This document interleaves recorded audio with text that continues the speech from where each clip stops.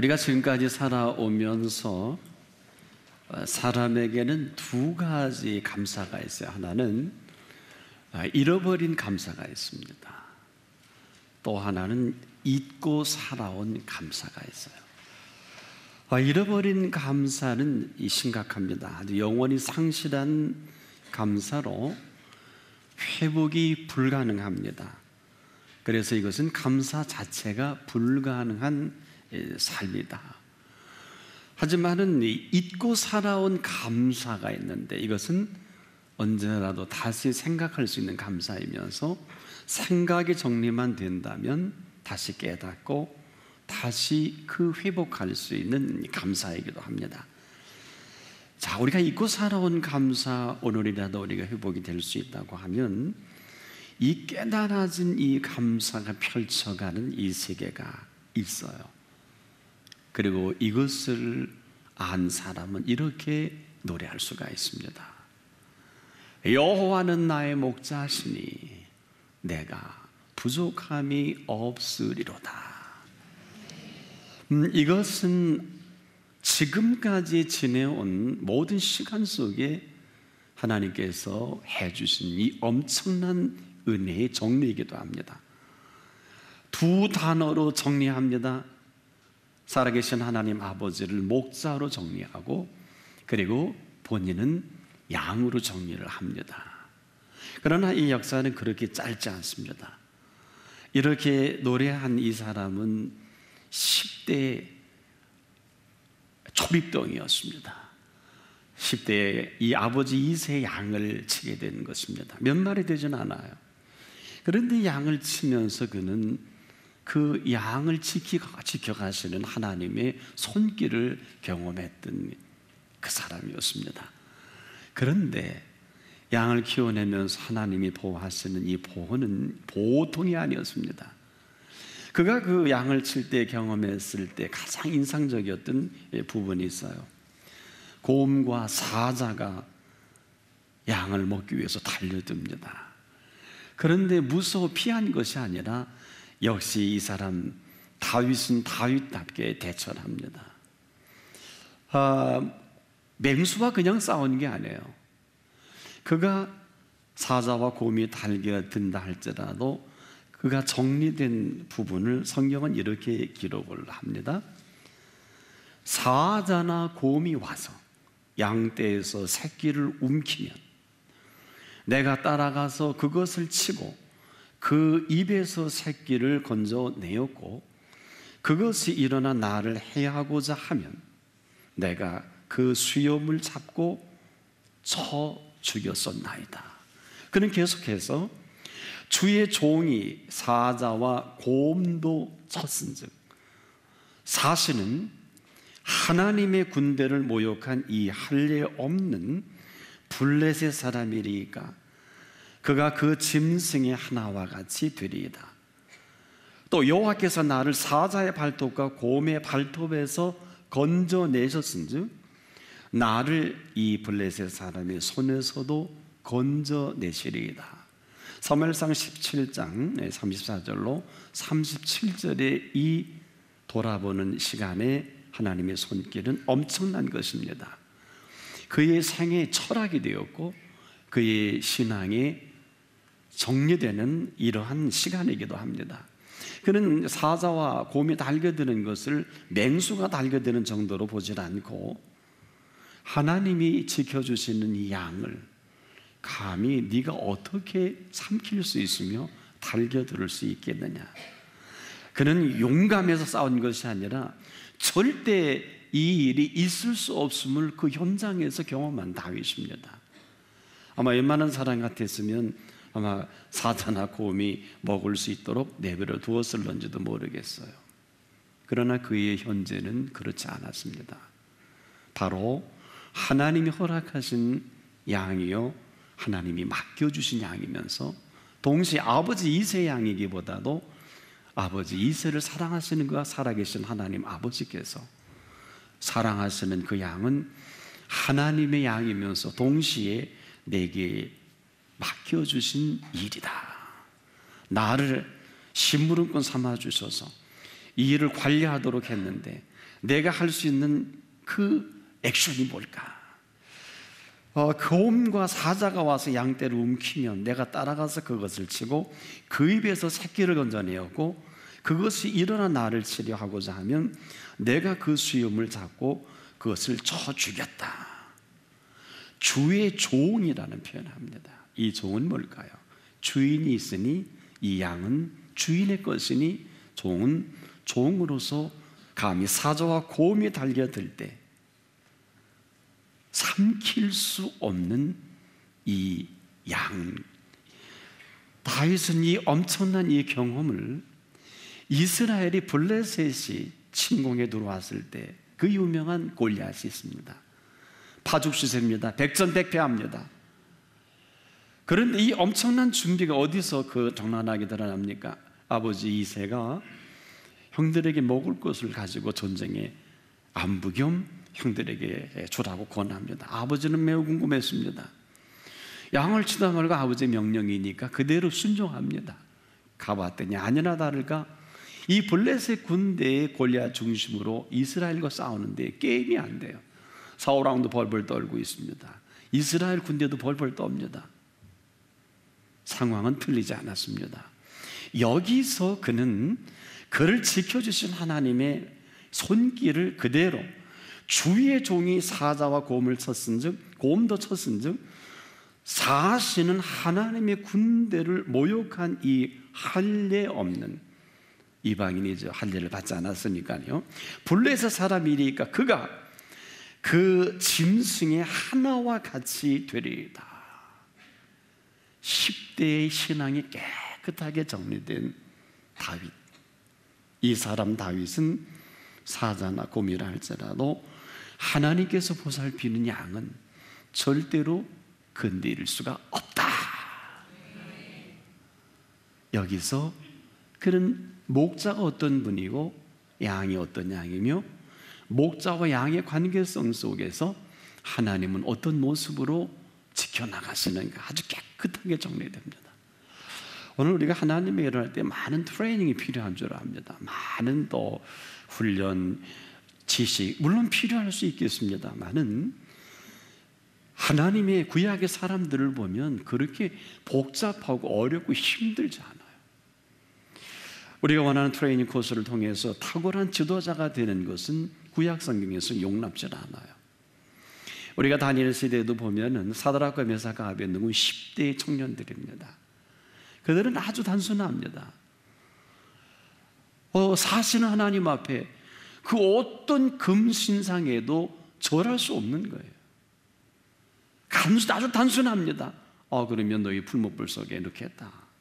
그래도 전혀 문제가 되질 않아요. 절대로 타 죽지 않겠다. 이런 이상한 소리도 안 합니다. 죽으면 죽지 뭐 그리 아니하실지라도 뭘까요? 하나님의 살아계시고 지금까지 해주신 이 모든 것은 이대로 마감되어도 요한이 없고 또 그리 아니하실지라도 금신상에게는 절할 수가 없다.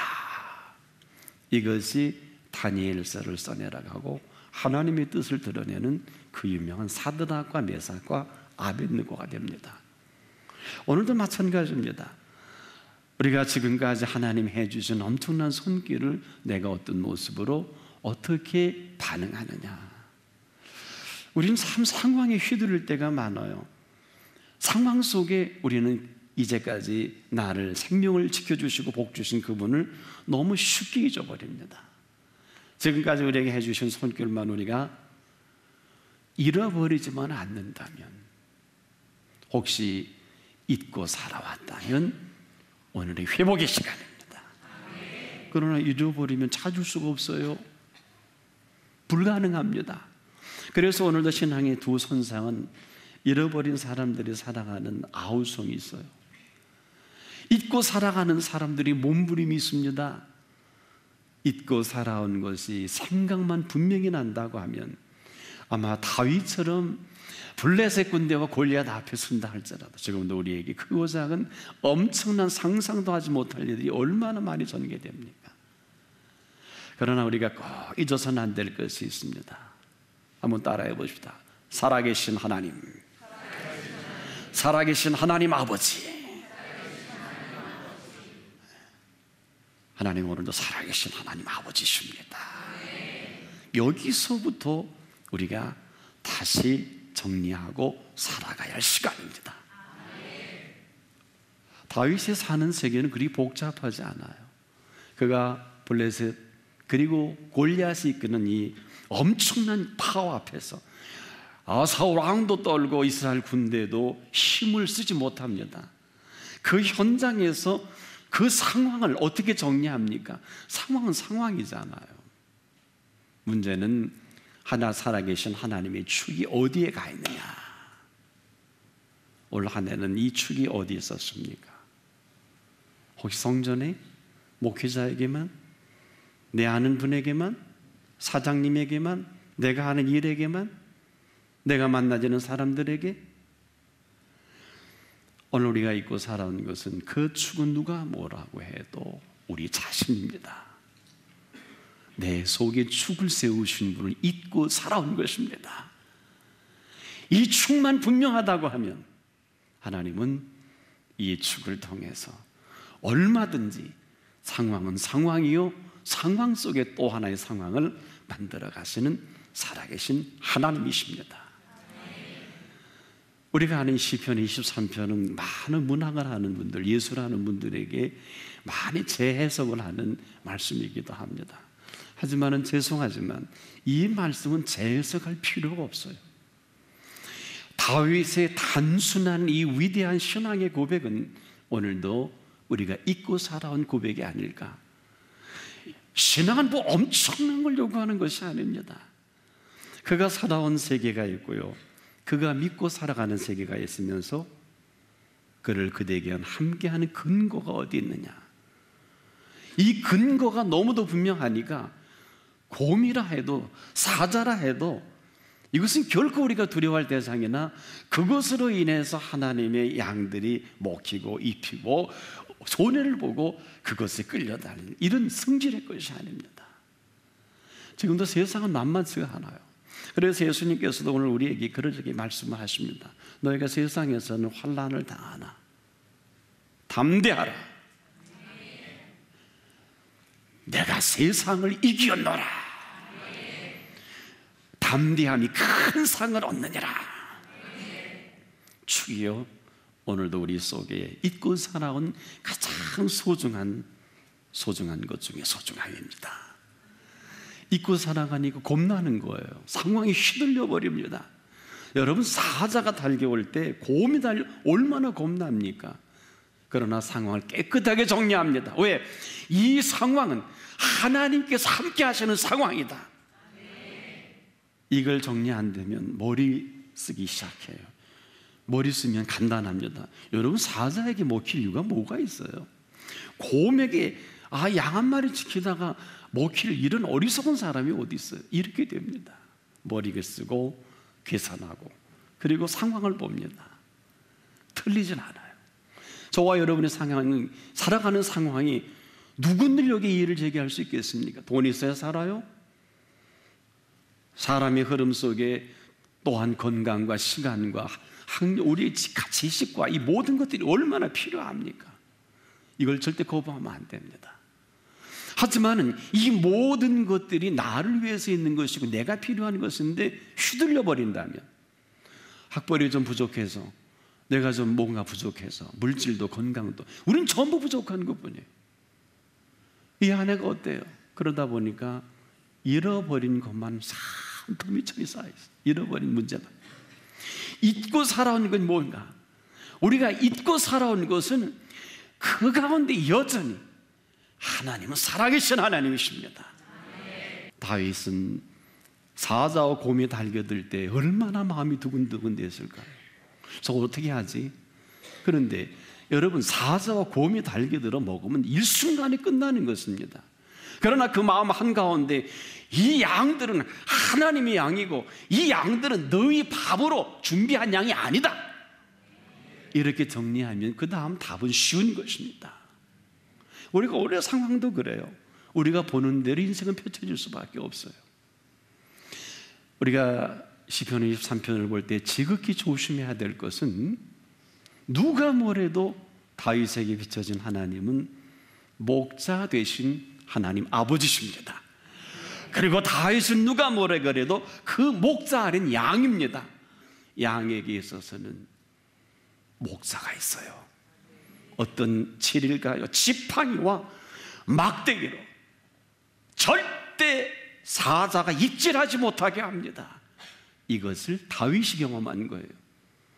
사자 쇠를 뽑고 곰의 입에서 양을 끄집어내고 입을 찢어버립니다. 10대예요, 10대. 힘이 있으면 얼마나 있겠고 담대함은 얼마나 있겠습니까? 이 사실은 훗날 이스라엘 백성이 왕이 될 준비가 됐다고? 아니요. 다윗은 이스라엘 왕을 목표로 삼은 일도 없고, 왕 삼고자 할 때 사무엘상 15장을 보면 다윗은 도망 다닙니다. 거꾸로 사무엘 선지자가 찾으러 다닙니다. 엘리야부터 다 봅니다. 사울왕 사무엘 선지자도 실수합니다. 형에게 계속해서 8 형제 중에 기름을 부으려고 하니 하나님 막아요. 블레셋 군대가 이스라엘을 파죽지세로 몰아세울 때도 해주신 하나님의 은혜를 확인합니다. 도대체 블레셋이 누구고 골리앗이 누구냐? 감히 사신 하나님께서 사랑하는 나와 우리 형제와 이스라엘 백성을 그는 믿었던 것이고 사울과 그의 형들은 안 믿었던 것 차이예요. 그래서 나를 지켜주신 하나님께서는 내가 언제가 단창으로 칼로 준비한 일이 없어요. 조심해야 될 것은 하나님의 일은요, 하나님의 시키신 것으로 하셔야 됩니다. 이것이 하나님의 생각입니다.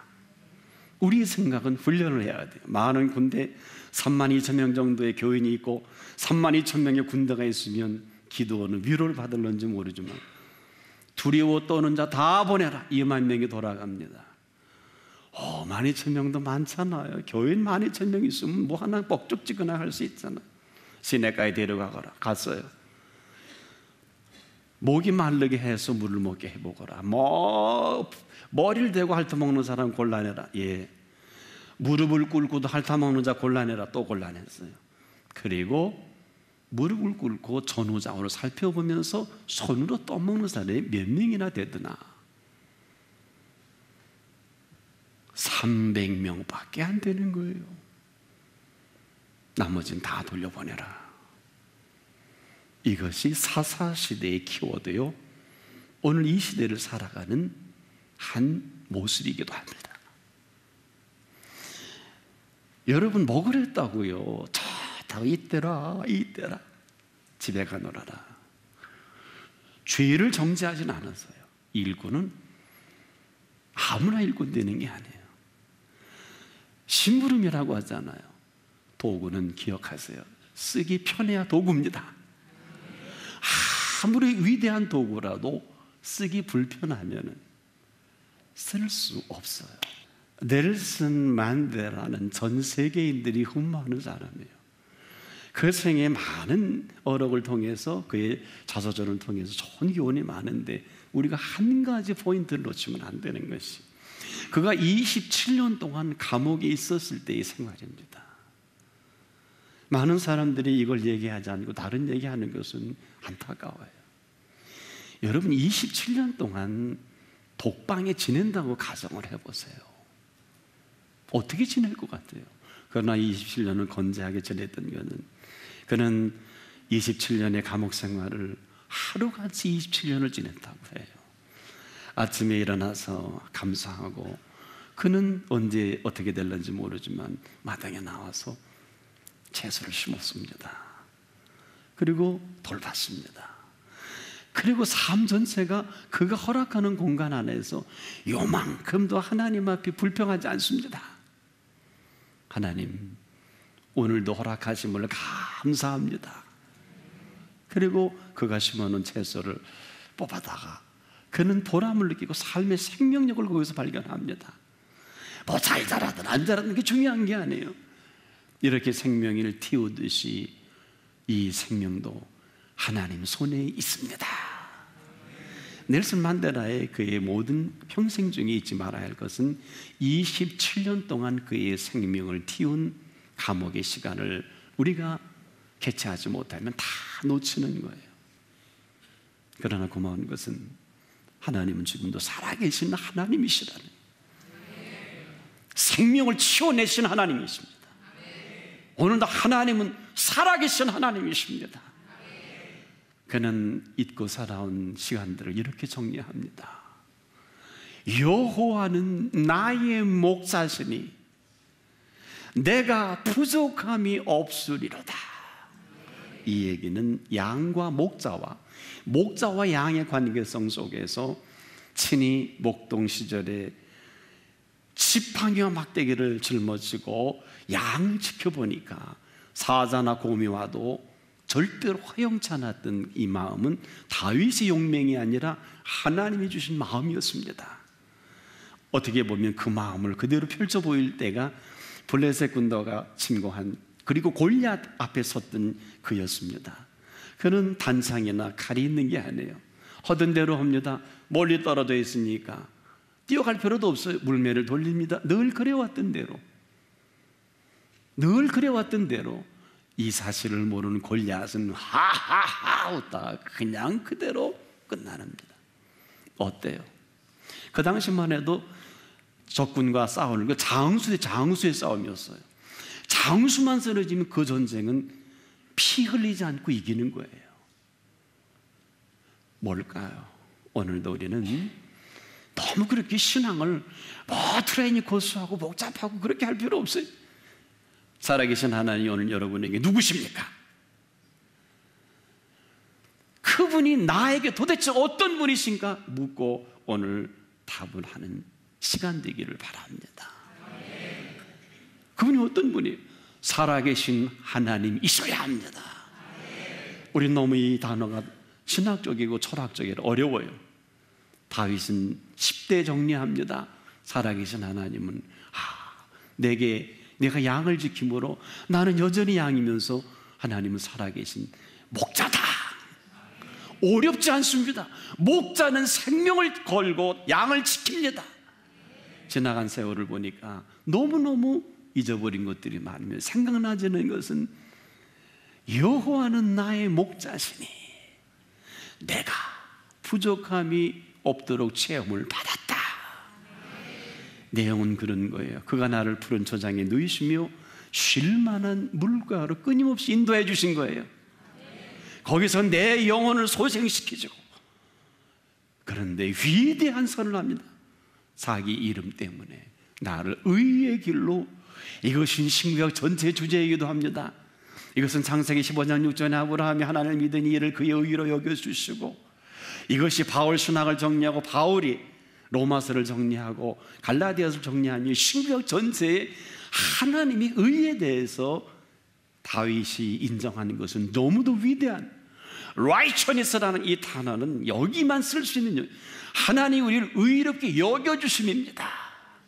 허물과 죄가 여전함에도 여겨주신 은혜로 아브라함을 복주십니다. 믿음으로 사는 것이 아니라 저와 여러분은 믿음으로 말미암아 살아가는 세계입니다. 하나님이 하시는 일입니다. 지금까지는 잃어버리고 살아온 게 많다면 더는 그런 삶이기보다 잊고 살아온 것이 많기를 축복합니다. 생각나시길 바랍니다. 하나님의 그 힘으로 살아가시길 바랍니다. 하나님의 감사가 얼마나 비밀이 큰 줄 아십니까?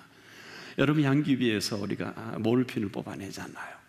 이것으로 우리가 때로는 약재로 쓰이기도 하는데, 몰핀보다 200배나 더 강력한 이 최면과 그리고 이 진통 효과를 갖는 게 엔도르핀입니다. 엔도르핀. 이것은 암도 고치고 또 많은 사람들을 회복하게 시키는 그런 힘도 가지고 있는 것이거든요.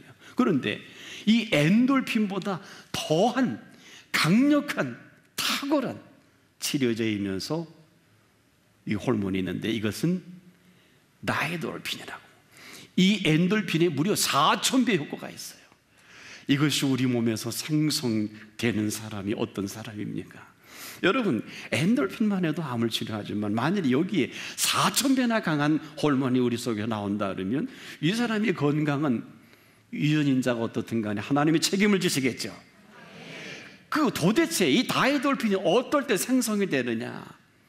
이렇게 은혜를 받고 눈물을 흘리고 찬송을 할 때 이 다이돌핀이 생성이 된다 그래요. 그리고 살아가면서 가장 사랑으로 큰 사랑의 확증을 얻을 때 가장 중요한 것은 우리가 예배와 찬송 중에서 이 다이돌핀이 임할 때는 모든 병도 고치는 힘이 있어요. 혹시 설교 듣는 분들 가운데 혹시 말씀을 듣다가 병이 낫고 그 손길을 맛본 분이 있으면 혹시 아멘 하십시다. 대단히 많으시네. 여러분 이미 다이돌핀의 힘을 경험한 분들이에요. 오늘 우리에게 예배만 올바로 신령과 진정으로 드려도 이 다이돌핀을 힘을 얻어서 오기 전까지만 해도 참 까불어지고 이거 내 예배 드리고 살겠나 싶었는데 예배 드리면 날아갈 듯이 거뜬하지요. 엔돌핀 정도가 아니에요. 다이돌핀입니다. 정확히 말씀을 드리면 정사와 권세와 이 어둠의 세상 주관자들을 이겨내는 하나님의 성령의 권능입니다. 힘을 주시는 것입니다. 앞으로도 성령의 권능에 대해서 과학적으로 밝혀질 때가 올 것입니다. 오늘 그 힘으로 주어져가는 그 힘으로 살아가길 축복합니다. 그래서 감사가 이렇게 위대한 것은 감사는 누가 뭐라 그래도 오늘을 살아가는 삶을 완성하는 키워드입니다. 감사가 없는데 무슨 다이돌핀이 나오겠어요?